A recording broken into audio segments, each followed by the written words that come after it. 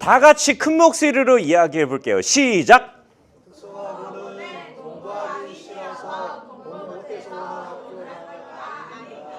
맞죠? 네, 물론 공부를 중학교 때 상대적으로 조금 겸손하게 성적이 나와서 특성화고를 오는 친구도 있어요. 근데 그 친구보다 점수가 더 겸손한데 일반고 간 친구들도 있기도 하죠. 일단은 점수가 낮을 수는 있습니다. 그럼 점수가 중학교 때 낮았다고 해서 특성화고 와서도 그런 식으로 해서는 안 되는 거죠. 그리고 특성화고는 뭐 공부하기 싫어서 간다. 나 공부 안 하려고 특성화고 가는데요. 왜 공부 안 하려고 특성화고 가는데 왜 자꾸 공부하라고 하세요? 이런 친구들도 있는데요. 공부를 하셔야 돼요. 왜냐하면 우리가 앞으로 갖게 되는 모든 직업의 기반에는요. 국영수사과가 다 깔려 있거든요. 그리고 특성화고등학교는 기계과를 가든 전기과를 가든 뭐 조리를 가든 뭘 하든 국어, 영어, 수학, 사회, 과학은 기본으로 해야 됩니다. 그걸 기초 수학 능력이라고 하죠. 그래서 중학교 때 공부를 좀 덜 해서 성적이 낮은 친구들도 와서 해야지만 여기서도 무언가를 만들어낼 수 있다는 거예요. 우리 이거는 분명히 알고 가셔야 됩니다. 공부하기 싫어서 공부 못해서 그러니까 특성화고 뭐 그럴 수 있겠지만 와서는 반드시 기초 수학 능력은 있어야 된다. 제가 오늘 앞에서 하는 이야기가 모두가 다 정답은 아니에요. 그 당연하겠죠. 그래서 오늘 제 이야기를 들으시고 아, 저 사람은 저렇게 생각하는구나. 그럼 저기서는 저걸 빼고 들어야지. 난 저걸 들어서 응용을 해봐야지. 이런 생각으로 좀 들어주시고요. 무조건 특성화고가 좋다 이런 거 아닙니다. 객관적인 비교가 필요하기 때문에 그런 생각으로 관점으로 오늘 경청해 주시면 감사드릴 것 같습니다. 우리 직업계고등학교를 먼저 소개할 건데 직업계고가 뭐냐? 특성화고와 마이스터고를 합쳐서 직업계고라고 합니다. 우리 특성화고의 방향이에요. 취업과 대학인데 학생들도 많이 헷갈려하는 건데 학부모님들은 더 헷갈릴 수 있어요. 선취업 후 학습이라는 거 안에 재직자 특별전형, 일학습병행, 피택 이게 다 들어가 있는 겁니다. 많은 학생들이 이런 질문을 해요. 쌤, 선취업 후 학습이랑 재직자 특별전형이랑 다른 거예요? 아니요. 그 안에 주머니 안에 다 들어가 있는 거다. 이렇게 아시면 될 것 같고요. 대학 이야기를 또 빼놓을 수가 없죠. 요즘 특성화고등학교를 요즘이 아니죠. 꽤 됐죠. 전략적으로 특성화고를 가서 대학을 가겠다. 이 이야기가 많이 나와요. 일단 대학을 갈 수 있는 폭을 더 넓히기 위해선 특성화고 오지 말고 다른 방법으로 대학을 가고 싶으면 특성화고를 와라. 항상 말씀을 드립니다. 저는 대학 너네 어차피 못 가. 그게 아니라 갈 수 있긴 한데 좀 길이 좁아. 하지만 이럼에도 불구하고 가는 방법을 알려줄게. 이런 식으로 저는 이야기를 하고 있다는 거 아시면 좋을 것 같습니다. 우리 특성화고등학교도 대학은 갈 수 있어요. 하지만 일반고에 비해서 대학에 대한 정보가 부족한 건 사실이죠. 그래도 와요. 왜 올까요? 이 얘기를 들었기 때문이죠. 특성화고등학교 가면 내신 점수 잘 받아서 대학 가기 쉽대. 그 여기서 이제 문제가 발생하는데요. 나만 준 게 아니죠, 힌트를. 모두 다 주죠. 그러면 여기서 문제가 발생해요. 점수 인플레이션이 일어납니다. 그럼 점수의 가치가 떨어지죠. 그럼 등급이 박살나버리게 된다는 거죠. 그럼 대학은 점수로 가나요? 등급으로 가나요? 등급으로 가죠. 물론 이제 5등급제 되면서 원점도 중요하지만 어쨌든 등급이 중요합니다. 그러면 등급으로 대학을 가는데 힌트를 다 같이 주니까 등급 받기가 굉장히 어렵겠죠. 그럼 도대체 왜 특성화고가 대학 가기 쉽다라는 말이 나왔을까? 전 이것 때문인 것 같아요. 공감하시나요? 특성화고 특별전형. 저는 중학교 선생님들 연수도 많이 하는데 제발 이런 이야기를 꼭 저는 정말 꼭 부탁드려요. 중학생들한테 특성화고 특별전형이 있으니까 저거 노리고 특성화고 가라 이 얘기 좀 하지 말라고. 저거 다 갈 수 있는 것도 아니거든요. 저거는 있는데 없는 거고 없는데 있는 거예요. 그러니까 우리 여학생들 남학생들 그 여자친구 남자친구 같은 그런 느낌이라고 보시면 돼요. 우리 특성화고 특별전형은요 거의 과탑이 가신다고 보면 됩니다. 과탑. 그 과에서 과탑. 근데 중요한 건 그 예를 들어서 이 학교에 조리과가 있죠. 다른 학교에도 조리과가 있죠. 그 과탑 1등끼리 또 싸워야 돼요. 그래서 특성화고 전형에 가기가 정말 힘든 거예요. 근데 여기서 몇몇 특성화고 애들이 질문을 해요. 강의 듣다가. 5등급 선배도 특성화고 전형 갔는데요. 6등급 선배도 갔는데요. 그럼 저는 이렇게 얘기를 해요. 이 얘기를 꼭 들어보셔야 됩니다. 너 정도면 애매하게 일반고 가서 용의 꼬리가 될 바에 특성화고에 가서 뱀의 머리가 되는 게 낫지 않겠니? 이거 맞나요? 그러면 대학의 관점에서 봤을 때 뱀대가리 대학이 낫나요? 용꼬리 대학이 낫나요? 용꼬리 대학이 훨씬 낫죠. 왜냐하면 뱀대가리 대학은 뱀대가리 대봤자 뱀대가리죠. 근데 용꼬리는요, 용꼬리였다가 뒷다리였다가 배였다가 앞발이였다가 머리까지 갈 수가 있죠. 그 말은 안 좋은 대학은 가지마 이것보다는 그래도 기왕이면 제가 이 말씀을 드린 의도를 이제부터 말씀드릴게요.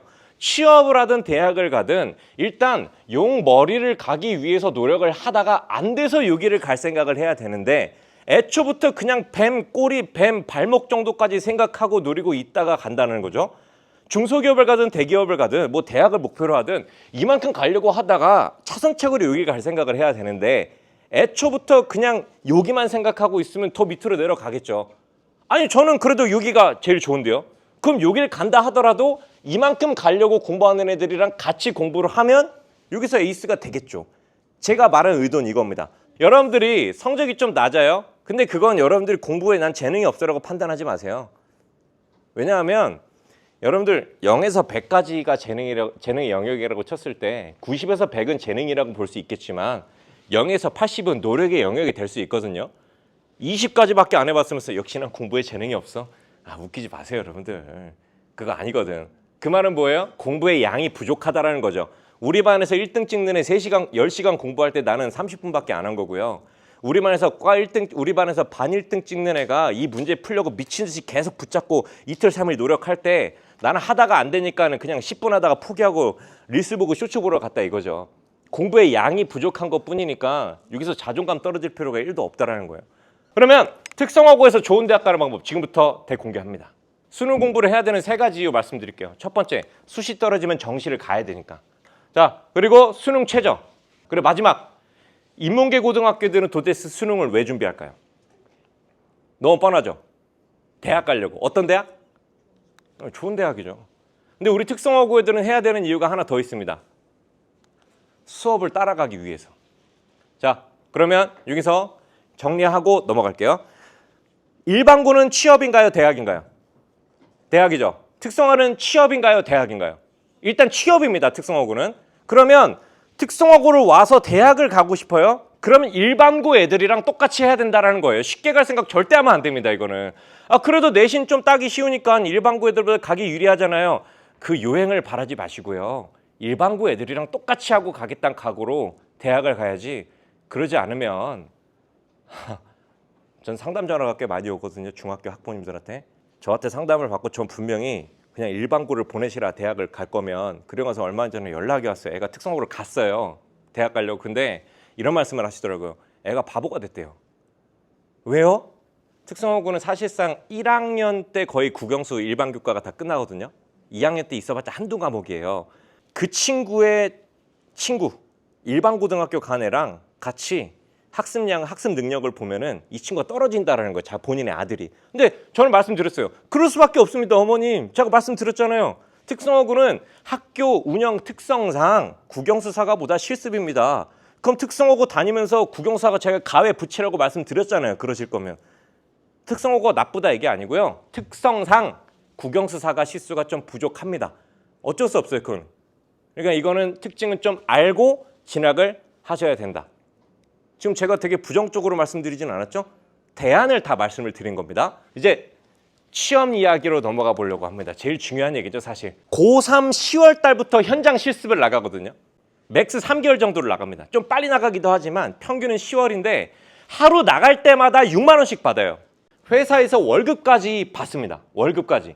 원래는 최저임금의 40%만 받아요. 원래는. 그리고 학교에서 취업 연계를 다 도와주죠.